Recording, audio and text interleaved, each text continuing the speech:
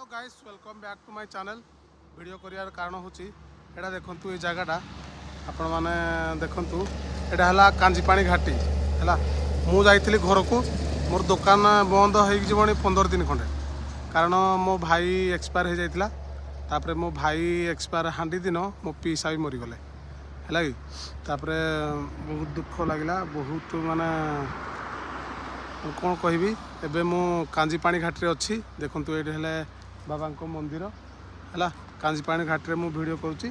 अभी मु बाहरली कुआड़े देख कहले सांग माने मो दुकान को भद्रा साई जोड़ा बोर्डबिल आपण मानू चलतु देखेबी कांजीपाणी घाटर दृश्य। एटा है कांजीपाणी घाट देख ये मंदिर आम बाहरलु आमे माने कौन मु निजे बाहरली निजे जाऊे दुकान तो बहुत दिन बंद हो गलानी।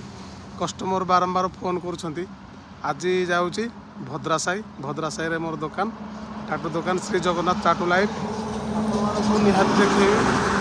आज जाऊँगी मैंने दुकान को मुझे तो यहाँ कांजीपाणी घाटी आपण मैंने देखिपे गाड़ी गुड़ा आई बाहर